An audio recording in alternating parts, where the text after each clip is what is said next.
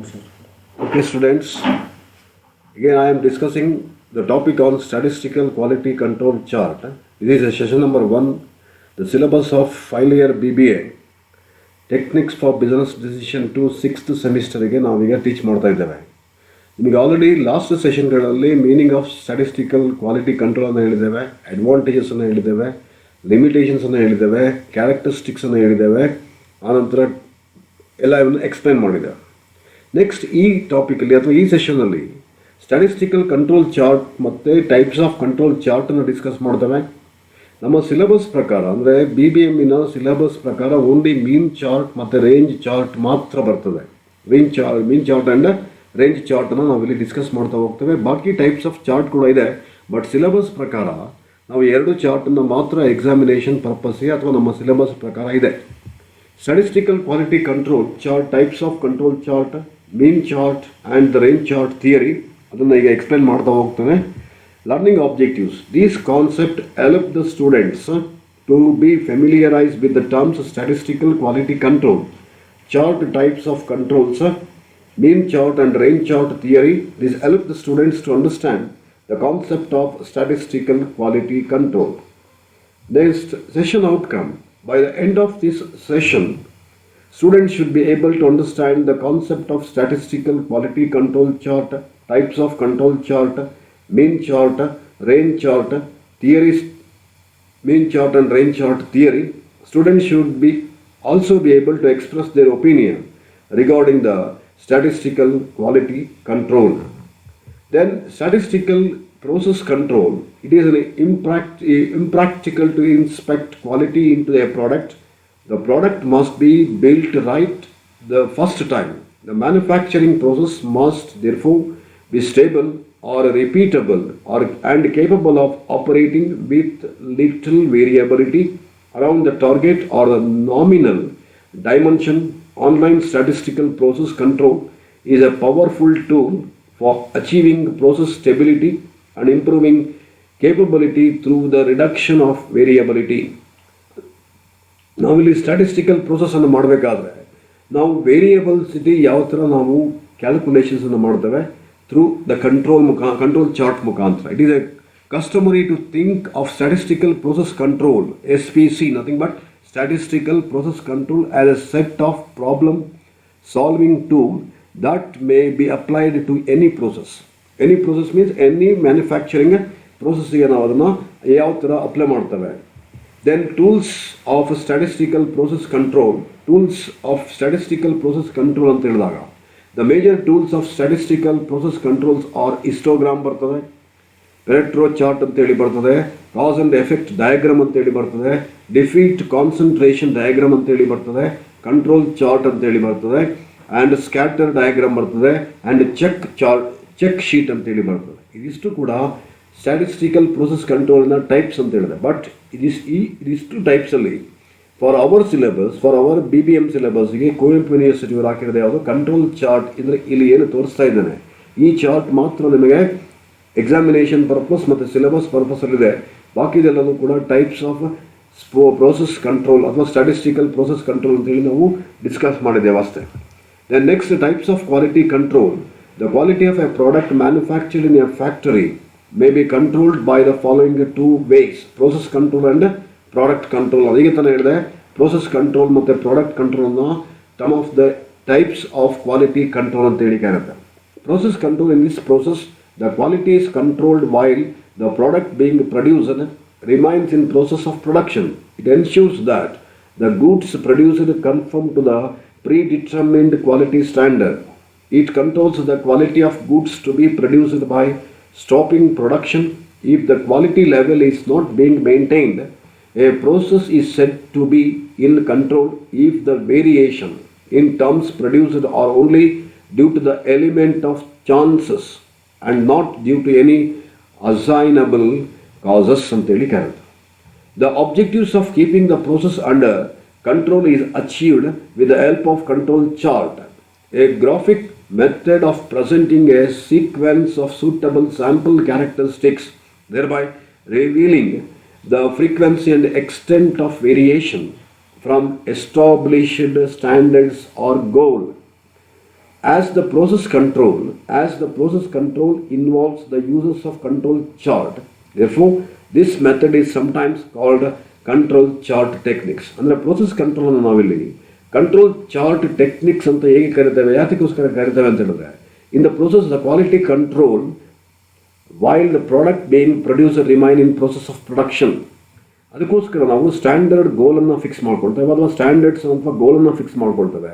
As the process control involves the uses of control chart, ಅದಕ್ಕೋಸ್ಕರ ನಾವು controlled chart techniques ಅಂತೇಳಿ ನಾವು ಟ್ರೀಟ್ಮೆಂಟನ್ನು ಮಾಡ್ತಾ ಹೋಗ್ತೇವೆ. Next product are lot control. Already ಹೇಳಿದೆ, ಲಾಸ್ಟ್ ಸ್ಲೈಡ್ಸಲ್ಲಿ ಹೇಳಿದೆ ನಿಮಗೆ 2 ಟೈಪ್ಸ್, ಒಂದು ಪ್ರೋಸೆಸ್ ಕಂಟ್ರೋಲ್ ಬರ್ತದೆ, ಮತ್ತೊಂದು ಪ್ರಾಡಕ್ಟ್ ಕಂಟ್ರೋಲ್ ಅಂತೇಳಿ ಬರ್ತದೆ. ಪ್ರೋಸೆಸ್ ಕಂಟ್ರೋಲ್ನ ಎಕ್ಸ್ಪ್ಲೇನ್ ಮಾಡಿದ ನಂತರ ನಾವೀಗ ಪ್ರಾಡಕ್ಟ್ ಆರ್ ಲಾಟ್ ಕಂಟ್ರೋಲ್ ಅನ್ನೋ ಎಕ್ಸ್ಪ್ಲನೇಷನ್ಸನ್ನು ನೋಡಬೇಕು. It refers to the type of quality control of the products which has already been manufactured and which waits for sales and dispatch. By product control, we mean sampling inspection plans which is concerned with the decision to accept a lot of items conforming to a specified level of quality or to reject the lot as a non-conforming. ಯಾವುದು confirmation ಆಗೋದಿಲ್ಲ ಅದನ್ನು ನಾವೇನು ಮಾಡ್ತಾ ಬರ್ತೇವೆ, reject ಮಾಡ್ತೇವೆ. ಇಲ್ಲ ಅಂತ ಹೇಳಿದ್ರೆ ಅದನ್ನೇನು ಮಾಡ್ತವೆ, ಅಕ್ಸೆಪ್ಟನ್ನು ಮಾಡ್ತವೆ. The decision is made through sampling which helps the purchases of dispense with 100% inspection of the lot of items. In this process, a lot by sampling techniques inspection is performed and a lot is accepted or rejected on the basis of information obtained by sampling. Product control is an essential constituent of production. It may be applied to raw material, semi-finished goods as intermediate stages of the manufacturing process. Product control aims at generating a certain quality level to the consumers. Certain quality level to the consumers ಅನ್ನು ನಾವು ನೋಡ್ತಾ ಹೋಗ್ತೇವೆ ಅಂತ ಹೇಳಿದ್ರೆ ಅಲ್ಲಿ ನಾವು ಪ್ರಾಡಕ್ಟ್ನ ಕ್ವಾಲಿಟೀಸನ್ನು ನೋಡ್ತೇವೆ while manufacturing of a commodity. Introduction to the control chart. ಈಗ ಆಲ್ರೆಡಿ ಹೇಳಿದೆ, ಕಂಟ್ರೋಲ್ ಚಾರ್ಟ್ ಮಾತ್ರ ನಮಗೆ ಸಿಲೆಬಸ್ಸಲ್ಲಿ ಬರ್ತದೆ ಅಂತ ಹೇಳಿದೆ. In any production process regardless of how well designed or carefully maintained it is a certain amount of inherent or natural variability will always exist. This natural variability or background noise is the cumulative effects of many small, essentially unavoidable causes. When the background noises is a process is relatively small, we usually consider it an acceptable level of process performance. In the framework of statistical quality control, this natural variability is often called stable system of chances causes ಅಂತ ಹೇಳಿ ಕರೆಯೋದು. So ಈ control ಚಾರ್ಟ್ನ ನೋಡುವಾಗ ನಾವು ಹೇಳಿದೆ process control ನೋಡಿದ್ದೇವೆ, as well as a product ಕಂಟ್ರೋಲನ್ನು ನೋಡಿದ್ದೇವೆ. ಆ ಮುಖಾಂತರ ನಾವೇನು ಮಾಡ್ತೇವೆ, ಇಲ್ಲಿ ಕಂಟ್ರೋಲ್ ಚಾರ್ಟನ್ನು ಡೆವಲಪ್ಮೆಂಟನ್ನು ಮಾಡ್ತಾ ಹೋಗ್ತೇವೆ. Statistical quality control may be implemented through control chart that are used to monitor the output of a process and indicate the presence of problems requiring further action. The control charts can be used to monitor processes where output is measured as either variables or attributes. ಅಂದರೆ ನಾವು monitor ಮಾಡಬೇಕಾದ್ರೆ control ಚಾರ್ಟನ್ನು use ಮಾಡ್ತೇವೆ. ಅದರ ಔಟ್ಪುಟನ್ನು measure ಮಾಡಬೇಕಾದ್ರೆ ಅದು ಯಾವ variables ಇದೆ ಅಥವಾ ಯಾವ ಅಟ್ರಿಬ್ಯೂಟ್ಸ್ ಇದೆ ಆ ಮುಖಾಂತರ ನಾವೇನು ಮಾಡ್ತೇವೆ, ಅದರ ಔಟ್ಪುಟನ್ನು ನಾವು ವೆರಿಫಿಕೇಷನ್ಸನ್ನು ಮಾಡ್ತಾ ಹೋಗ್ತೇವೆ. Next one is here reasons for their popularities of control chart. The first one, the control chart are a proven techniques for improving productivity. So control chart ಮುಖಾಂತರ ನಾವು ಯಾವ ರೀತಿ ಪ್ರೊಡಕ್ಷನ್ಸ್ನ ಇಂಪ್ರೂವ್ಮೆಂಟನ್ನು ಮಾಡಲಿಕ್ಕೆ ಆಗ್ತದೆ. Control chart are effective in defects prevention. ಏನಾದ್ರು defects ಇದ್ದರೆ ಅದನ್ನು ಯಾವ ಥರ ಪ್ರಿವೆಂಟ್ ಮಾಡ್ಬೋದು ಅದನ್ನು ಕೂಡ ನಾವು ಕಂಟ್ರೋಲ್ ಚಾರ್ಟ್ ಮುಖಾಂತರ ಸ್ಟಡಿ ಮಾಡ್ತಾ ಹೋಗ್ತೇವೆ. Control chart prevent the unnecessary process adjustments. ಇಲ್ಲಿ ಕಂಟ್ರೋಲ್ ಚಾರ್ಟನ್ನು ಪ್ರಾಪರಾಗಿ ನಾವು ಮಾಡಿದ್ರೆ ಆಟೋಮೆಟಿಕಲಿ ಅನ್ನೆಸೆಸರಿ ಪ್ರೋಸೆಸ್ ಅಡ್ಜಸ್ಟ್ಮೆಂಟ್ ಇರ್ತದೆ. ಫಾರ್ ಎಕ್ಸಾಂಪಲ್ 2 ಪ್ರೋಸೆಸ್ ಇದೆ ಅಂದರೆ ಆ 2 ಪ್ರೋಸೆಸ್ಗೆ ಡಿಫ್ರೆಂಟ್ ಅಡ್ಜಸ್ಟ್ಮೆಂಟ್ ಇರ್ತದೆ. ಅಡ್ಜಸ್ಟ್ಮೆಂಟನ್ನು ನಾವು ಯಾವ ಥರ ಪ್ರಿವೆಂಟ್ ಮಾಡಲಿಕ್ಕಾಗುತ್ತೆ ಅದನ್ನು ಥ್ರೂ ಕಂಟ್ರೋಲ್ ಚಾರ್ಟ್ ಮುಖಾಂತರ ಏನು ಮಾಡ್ತೇವೆ, ಸ್ಟಡಿ ಮಾಡ್ತಾ ಹೋಗ್ತೇವೆ. Control chart provide diagnostic information, ಅಂದರೆ ಅಕ್ಯುರೇಟ್ ಇನ್ಫಾರ್ಮೇಷನ್ಸನ್ನು ಅದು ಕೊಡ್ತಾ ಹೋಗ್ತದೆ. Control chart provide information about the process capability ಯಾವ ಪ್ರೋಸೆಸನ್ನು ನಾವು ಅಪ್ಲೈ ಮಾಡಿದ್ದೇವೆ ಅಥವಾ ಯಾವ ಪ್ರೋಸೆಸ್ಸನ್ನು ನಾವು ನೋಡ್ತಾ ಇದ್ದೇವೆ ಅಥವಾ ಯಾವ ಮ್ಯಾನುಫ್ಯಾಕ್ಚರಿಂಗ್ ಪ್ರೋಸೆಸ್ಸನ್ನು ನೋಡ್ತಾ ಇದ್ದೇವೆ ಅದರ ಇನ್ಫಾರ್ಮೇಷನ್ಸನ್ನು ಕೇಪಬಿಲಿಟೀಸನ್ನು ವೆರಿ ಈಸಿಯಾಗಿ ಕಂಟ್ರೋಲ್ ಚಾರ್ಟಲ್ಲಿ ನಾವು ಸ್ಟಡಿ ಮಾಡ್ತಾ ಹೋಗ್ತಾರೆ. Then need for changes of control limits. There are only 3 situations in which appropriate to change the control limits. Control ಲಿಮಿಟನ್ನು ನಾವು ಎಲ್ಲಿ ಯಾವಾಗ ಹೇಗೆ ಚೇಂಜ್ ಮಾಡ್ಬೋದು ಅಂತೇಳಿ 3 ಸ್ಟೆಪ್ಸಲ್ಲಿ ಹೇಳ್ತೇವೆ ಅದನ್ನು. When removing out of control data points, when a special causes has been identified and removed while you are working to achieve process stability, you may want to delete the data points affected by special causes and use the remaining data to compute new control limits. New control limit ಅಲ್ಲಿ ಅದನ್ನು ನಾವು ನೋಡ್ತಾ ಹೋಗ್ತೇವೆ. When replacing trial limits, when the process has just started up or has changed, you may want to calculate control limit using only the limited data available.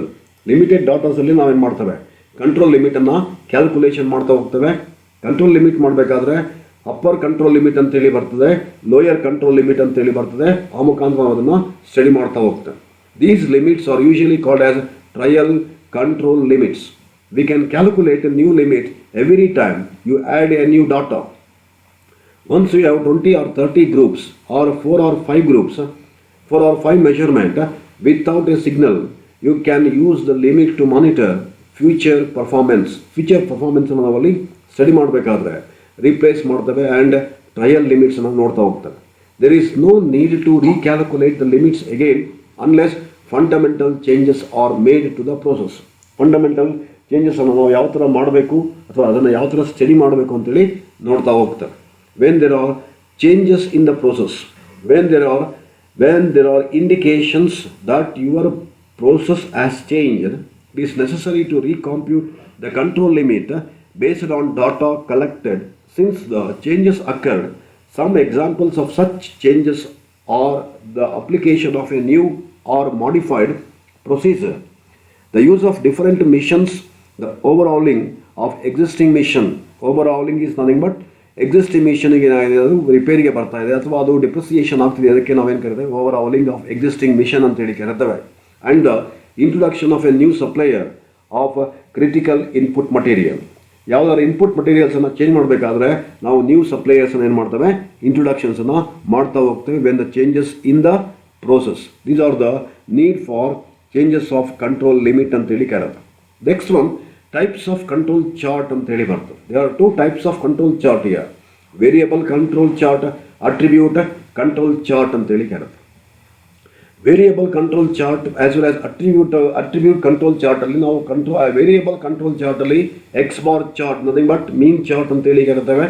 Range nor chart is nothing but range chart ಅಂತೇಳಿ ಕರಿತೇವೆ. Sigma chart ಅಂತೇಳಿ ಕರೀತಾರೆ.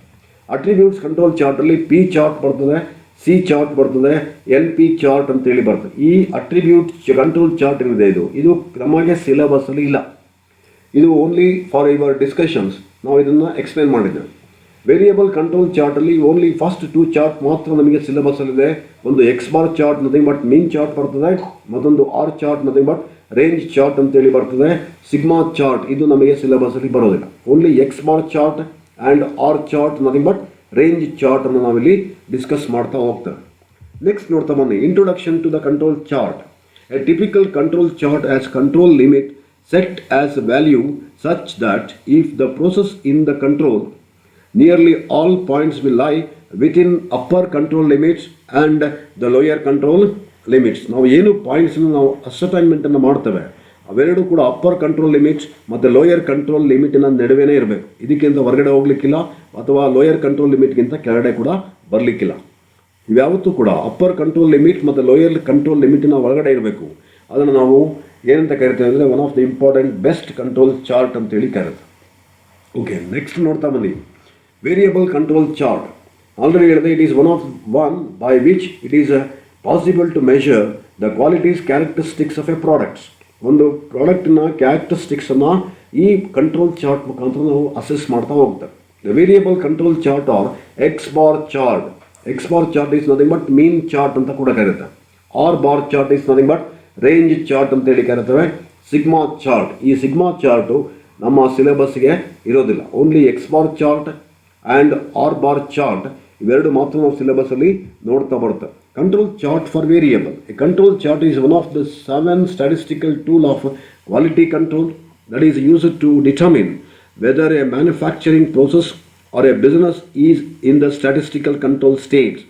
If the analysis of the chart makes it clear that the process is in control at current time, that it is stable, then there is no need and desire to take any action or to make any correction or changes for controlling the process.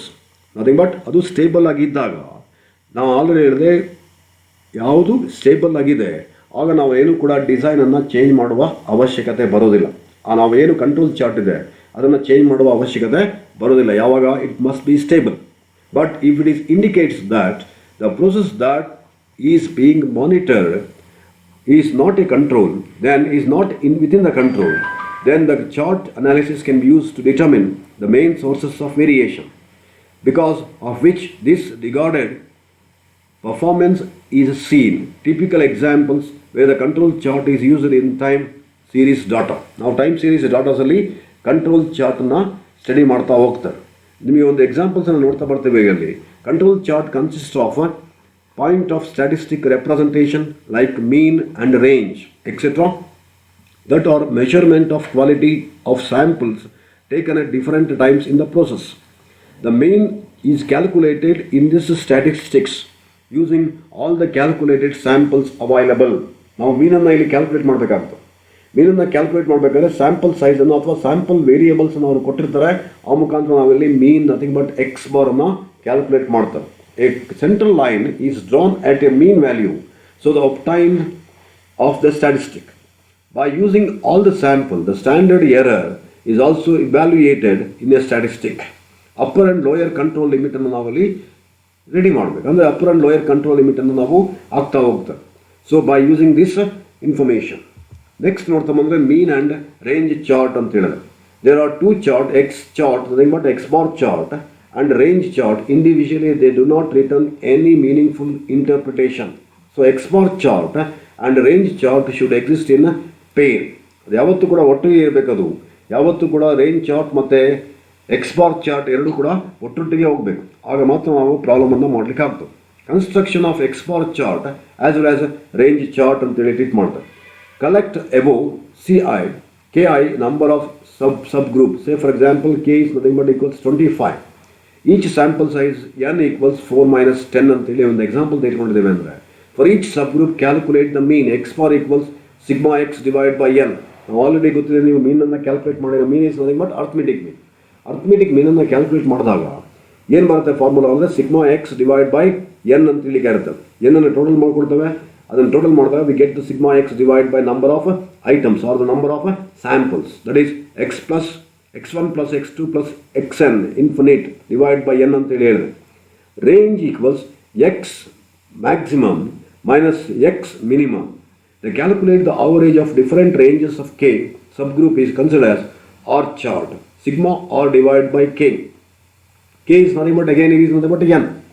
Then this equals to R1 plus R2 minus Rn or Rx divided by K. Then compute the central line and upper limit as well as lower limit ಅನ್ನು ನಾವಲ್ಲಿ assignment ಅನ್ನು ಮಾಡಬೇಕಾಗುತ್ತೆ. UCL ಅಂದರೆ upper control limit ಅಂತ ಹೇಳಿಕೆ ಇರ್ತವೆ. LCL is nothing but lower control limit ಅಂತ ಹೇಳಿಕೆ ಇರ್ತವೆ. This equals to D4 R chart, that is R. Again lower control limit, this equals to D3 R bar. ಇದು D4 R bar, ಇದು D3 R bar ಅಂತ ಹೇಳಿಕೆ ಇರುತ್ತೆ. D3 and D4 are constant depend upon the value of sample size. ಇವೆರಡೂ ಕೂಡ ಯಾವತ್ತೂ ಕೂಡ changes ಆಗಿರೋದಿಲ್ಲ. ಅದು depend upon the sample size ಜಾಸ್ತಿ ಆದರೆ ಅದು ಕೂಡ ಚೇಂಜಸ್ ಆಗಿರೋದಿಲ್ಲ. D3 and as well as D4. Next ತೆಗೆದುಕೊಳ್ತಾ ಬಂದರೆ construction of X bar and R chart continuation ತೆಗೆದುಕೊಳ್ತಾ ಬಂದರೆ also calculate the mean of means for all the sub group. First calculate the mean of all the individual sample. All the individual samples ಅಂತ ಹೇಳಿದಾಗ X bar equals sigma x1 x2 x3 xn divide by N ಅಂತೇಳಿ ಈಗ ತಾನು ಹೇಳಿದೆ. ಅದನ್ನು ಇಲ್ಲಿ ಎಲ್ಲದೂ ಕೂಡ ಪ್ಲಸ್ ಮಾಡ್ತಾ ಹೋಗ್ತೇವೆ up to infinite, nothing but N divide by N. After calculating the mean of individual subgroup, calculate the mean of this calculated mean by the following formula.